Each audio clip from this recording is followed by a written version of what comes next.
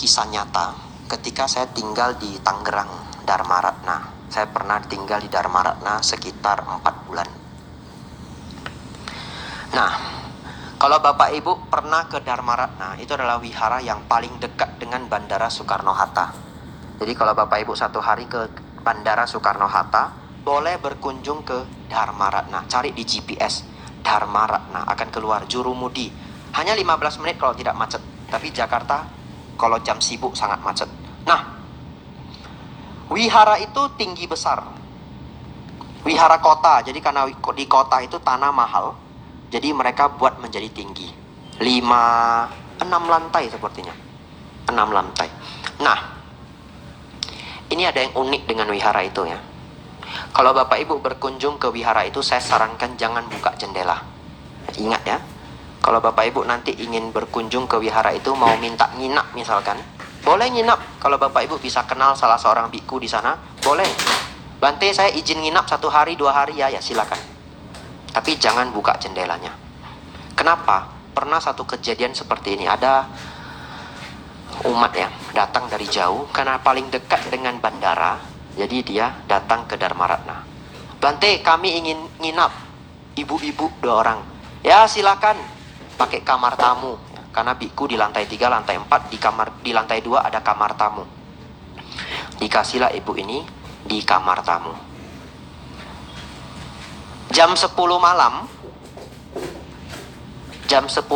ibu ini buka jendela ya. Bapak Ibu tahu kalau buka jendela apa yang terlihat? Kuburan Cina, Bapak Ibu. Begitu dia buka itu jendelanya, langsung dia kemas semua kopernya. Itu jam 10 malam ya. Dia langsung turun. Cari bantenya, ketuk-ketuk.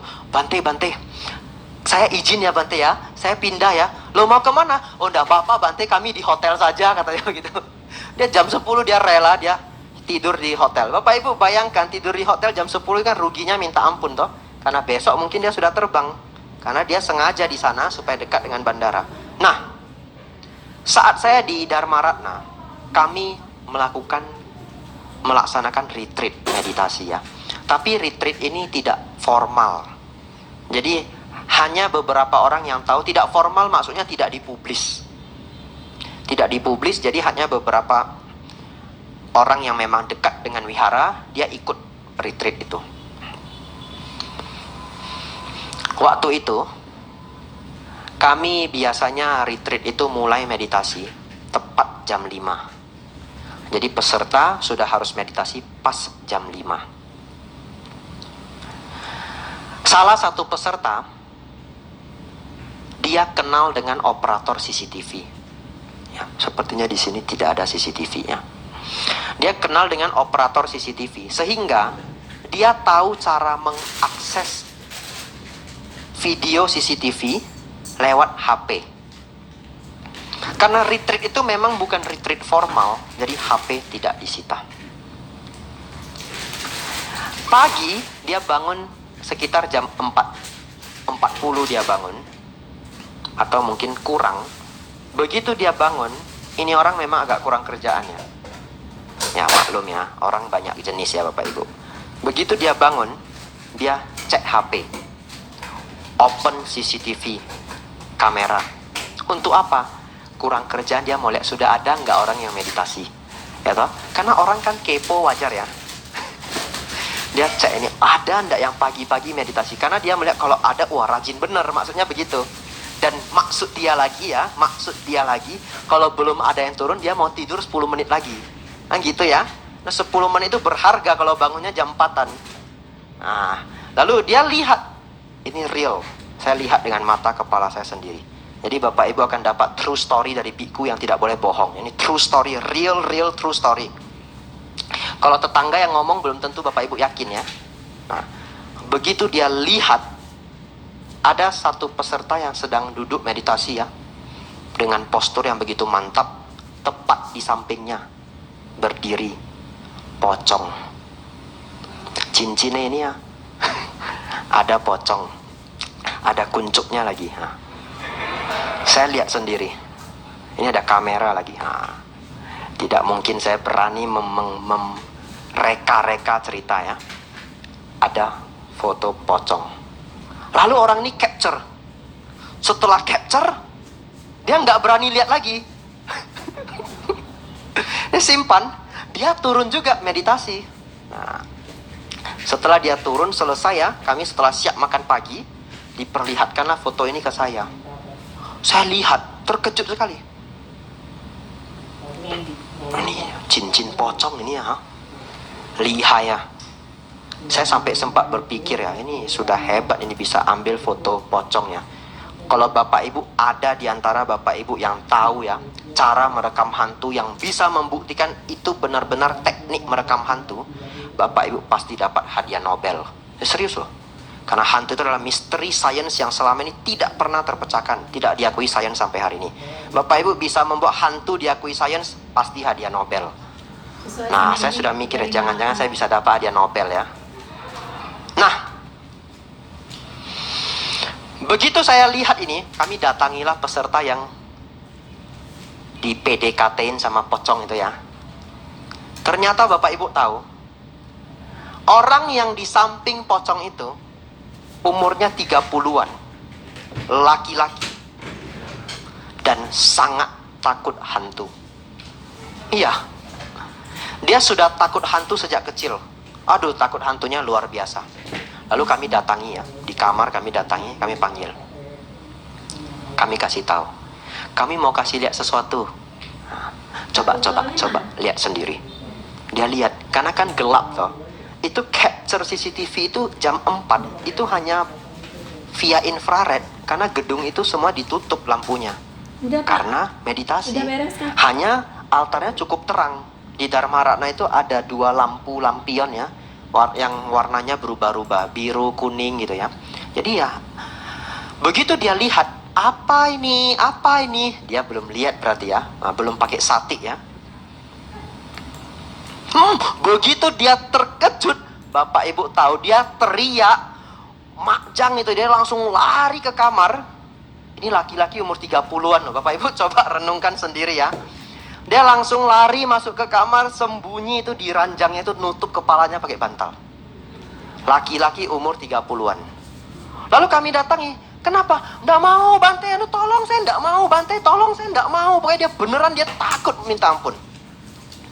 Lalu ya sudahlah ya, kami pasrah gitu ya. Setelah dia agak rileks begitu ya, kita kasih dia nasihat. Udah, nggak usah takut, ini kan di wihara, nanti pelimpahan jasa saja selesai, kami bilang begitu. Baca parita, nanti karania meta, abaya parita nanti. Sudah, tenang. Sampai saya itu, nenangkan hatinya, saya bilang, nanti kalau pocongnya muncul lagi, bilang ke saya, tak ceramain sampai bosan. Saya bilang begitu. Ya kalau hantu diceramain kan bosan ya. Nah, saya nenangkan dia takut bener. Besoknya, dia datangi saya. Bante, saya sudah tahu pocongnya kok bisa ada. Ngomong begitu. Jadi ternyata sebelum dia datang ke wihara, malamnya dia lewat kuburan muslim. Kuburannya itu luas. Tolong Bapak Ibu ini harus dengar sampai habis ya. Jangan setengah-setengah ya. Nanti jadi salah paham. Ini kayak wayangan ya. Kalau wayang harus ikut sampai habis. Nah, jadi dia cerita ke saya, dia lewat kuburan itu gelap, luas, lalu panjang ya. Di waktu itu dia merasa merinding. Nah, lalu dia berpikir ya, Bante, pocongnya ikut saya karena saya lewat kuburan muslim. Saya jawab, ya udah, nggak usah takut. Dia bilang, nanti baca parita, mungkin dia butuh jasa, ya toh. Saya nenangkan hatinya. 2 hari lagi, datang lagi ke saya. Cerita lagi. Bante, saya tahu kenapa pocongnya ikut saya. Iya. Nah, dia bilang, pocongnya kasih mimpi ke saya, Bante. Ternyata, dia hidup di keluarga yang dia itu sangat diabaikan. Jadi ketika mati, dia merasa tidak puas. Lalu dia penasaran jadi hantu. Jadi dia tempel teman ini, orang ini dia tempel karena dia senang sama dia. Dalam mimpi ngomong begitu. Karena orang ini baik katanya. Ya orang kalau mau ikut retreat di wihara umumnya orang baik ya. Lalu saya terus kasih nasihat yang sama. Udah tenang, nanti baca parita, nggak usah takut dah. Saya bilang, itu pocong di wihara nggak berani macem-macem. Tak kasih nasihat yang sama. Lalu besoknya dia datang lagi pada saya. Ini cerita real nih, agak panjang nih episode ini Bapak Ibu. Dia ngomong, Bante, pocongnya sering bisik-bisik ke saya. Seperti minta tolong. Dalam hati saya berpikir, ini kok makin lama mereka makin romantis ya. Iya toh, makin lama kok makin romantis. Lalu dia cerita, dia mau minta tolong ke saya, Bante. Nah, saya sudah mikirin ya, ini gimana ini solusinya ya. Akhirnya tibalah hari Minggu. Hari Minggu operator CCTV datang. Namanya Hengki ya. Kalau nanti ke Dharma Ratna bisa ketemu Ko Hengki. Dia yang handle CCTV. Begitu saya ingat, CCTV itu bisa previous, betul ya? Bisa rewind, bisa mundur. Ini saya mau menang hadiah Nobel ini ya. Saya bilang ke Ko Hengki, Ko, nanti habis makan siang saya mau lihat CCTV. Apa yang hilang, Bante? Keberanian orang, saya bilang. Ya toh? Keberanian seseorang hilang. Kita nanti lihat CCTV. Oke, siap, Bante. Nah, saya selesai makan siang, masuklah kita ke kantor ya. Rewind CCTV. Jadi saya mundur sampai hari H, lalu jam sebelum munculnya pocong ya. Sebelum munculnya pocong. Jadi kita mundur sampai 7 menit sebelum 4.40. Ya, 7 menit sebelum 4.40. Tapi pocongnya muncul sekitar 4.43. Kita mundur. Kita nunggu. Ini belum ada, ini pocongnya belum ada. Nunggu. Saya berpikir di pikiran saya ya, pocongnya mungkin muncul kayak di TV-TV ya. Sering gitu ya. Oh iya, pemikiran saya. Sering ya, dugaan saya. Kita nunggu. Serius ini. 2 orang yang nunggu. 3 orang ya. 4 orang total. 2 biku ya, termasuk saya. Lalu ada yang capture. Lalu Ko Hengki. Ini seru ini. Karena biku kan tidak nonton TV ya. Jadi kalau Bapak Ibu bilang film horor paling baru mah saya sudah tidak boleh nonton ya. Tapi ini live ini. Jadi sesekali nonton live ini seru sekali. Nah, nunggu pocongnya muncul. Kita nunggu serius sekali. Ternyata begitu sudah detik-detik pocongnya mau muncul, ada seorang biku yang jalan di dalam picture itu ya. Jalan mutar ke belakang. Nah, Bapak Ibu tahu, kalau kita buat retreat, meditasi, ada biku yang ronda. Ya, tugasnya apa? Kalau ada peserta ya, yang begini ya. Nanti bikunya tugasnya itu ini, nepuk ini. Nah, dia naik lagi. Atau ya, kadang ya dia sudah gini ya. Bunyi loh kadang, serius loh. Kalau yang pernah ikut retreat tahu ini. Bunyi loh. Nah, nanti bantenya datang ya. Pegang pundaknya kadang tarik kepalanya. Tapi ada yang lucu ya, peserta yang begitu kita tarik begitu ya. Bikunya jalan ya. Belum 10 langkah dia sudah drop lagi. Akhirnya kita harus nungguin di belakang pundaknya. Setiap dia turun ya, kita pegang. Dia nutup mata, dia nggak buka nanti. Kayak bunga yang langsung layu itu. Kita sentuh lagi, naik lagi. Nanti dia turun lagi. Sampai 3-4 kali, sentuh lagi, naik lagi. Kadang kita tarik ini. Tarik ininya. Tekan ininya. Nanti dia sudah tegak gini ya. Layu lagi, sudah 3-4 kali. Akhirnya gimana? Udah dorong aja kasih jatuh. Begitu dorong, wah langsung tegak. Nah itu realita. Tapi di Jepang Bapak Ibu, itu sudah syukur loh di Indonesia. Di Jepang, kalau yang aliran Zen, itu ada tukang rondanya, dipilih oleh kepala wihara.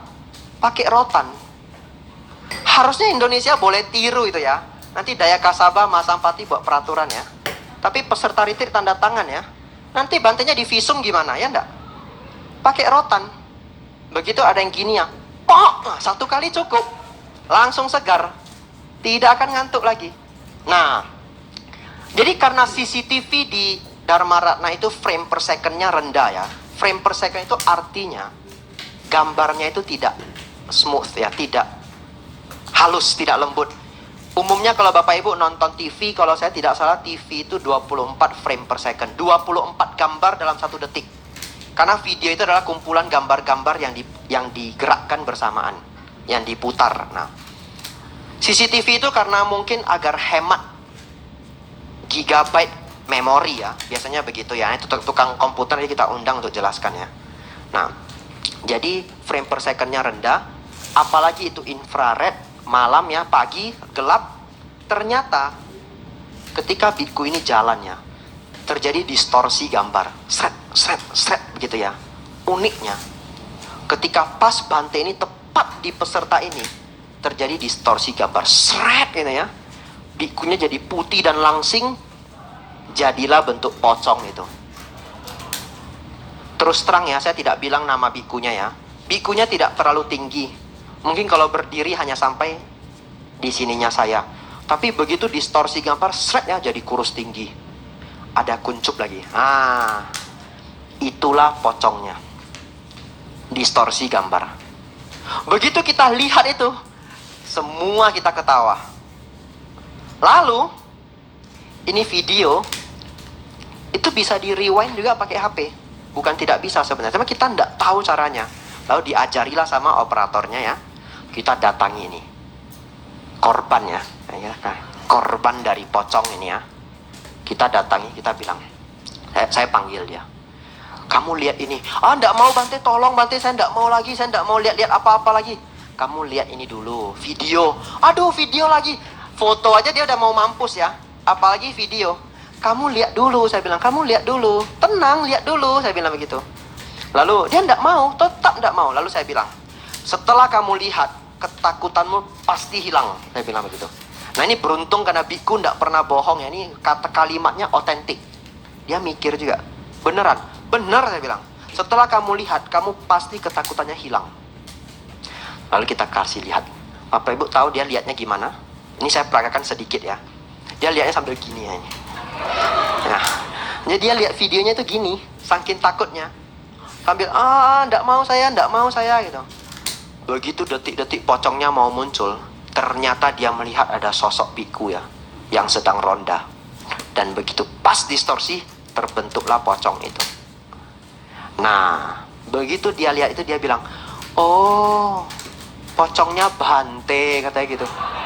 Iya, pocongnya Bante. Pertanyaan saya, jadi dia seminggu romantis sama siapa coba?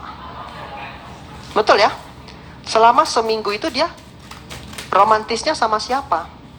Nah inilah salah satu contoh Bapak Ibu, betapa kuatnya pikiran manusia.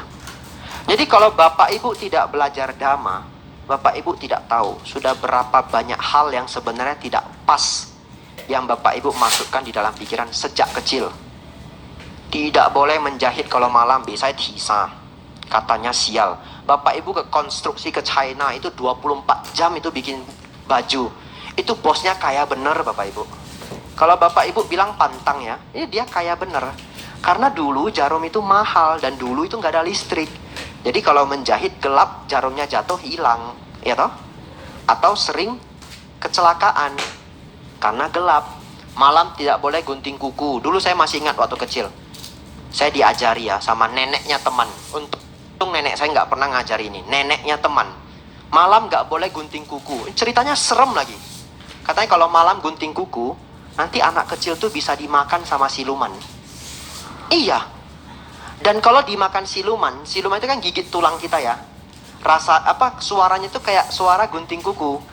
Jadi kalau kita malam sering gunting kuku, nanti pas kita dimakan siluman, orang tua kita nggak tahu kalau kita lagi dimakan siluman. Lalu lucunya saya percaya. Sejak saat itu saya nggak berani gunting kuku kalau malam. Sampai SMP masih nggak berani. Untunglah setelah satu waktu saya merenung ya, kayaknya ini nggak bener ini ya. Barulah saya mencoba berani untuk gunting kuku malam hari. Terus silumannya nggak muncul ya. Mungkin satu hari kita harus gunting kuku rame-rame ya. Silumannya muncul kita tangkap gitu ya. Tapi harus satu orang jadi korban ya. Kebetulan saya paling gemuk di sini ya. Nah Bapak Ibu, Jadi kita harus berhati-hati dengan pikiran. Sebelum tanya jawab, ya, harus saya tutup dengan satu penjelasan yang baik, ya. Kenapa pikiran kita bisa menjadi musuh, ya, kalau kita tidak bisa memahami? Karena Bapak Ibu, pikiran kita semua itu bocor, ya. Pikiran kita semua bocor. Dalam bahasa Pali, bocornya batin ini disebut asawa. Karena asawa bahasa Pali artinya bocor. Apa yang bocor? Coba. Bapak Ibu di sini, saya tanya, ya. Pernah ngomong dengan dirinya sendiri? Pernah? Pernah, ya? Ngomong dengan diri sendiri pernah, ya? Dikatakan satu hari kita ngobrol dengan diri kita sendiri 65.000 kali per hari. Menurut psikologis. Menurut psikolog. Saya tidak pernah hitung. Bapak Ibu nanti hitung, lapor ke saya, ya. Lalu yang kedua, kita selalu bisa membayangkan sesuatu, ya. Saya menyebut ini gambaran pikiran. Contoh, tolong Bapak Ibu dengar, ya, baik-baik, ya, suara ini, ya. Tolong jangan pikirkan ada seekor kuda putih di depan ini. Tolong jangan pikirkan, ya. Jangan dibayangkan kuda putihnya bagus, kuda putihnya meringkik. Nah, lalu kuda putihnya ini lucu, diikat pita di telinganya. Jangan dibayangkan. Bapak Ibu bayangkan, ya. Apa gini malam, ya, tapi ini sudah makan, ya. Kalau saya pakai makanan mungkin lebih terbayang lagi, ya. Jadi kita minta pikiran ini tidak membayangkan, tidak bisa. Dia tetap mau membayangkan. Nah, jadi pikiran yang bocor ini membentuk obrolan hati dan gambaran pikiran yang tidak pernah berhenti. Inilah disebut asawa dalam bahasa Pali. Secara sederhana. Kalau mau dibahas secara mendalam, ya tidak 100%, ya. Nah, jadi Bapak Ibu perlu hati-hati dengan bocornya batin ini.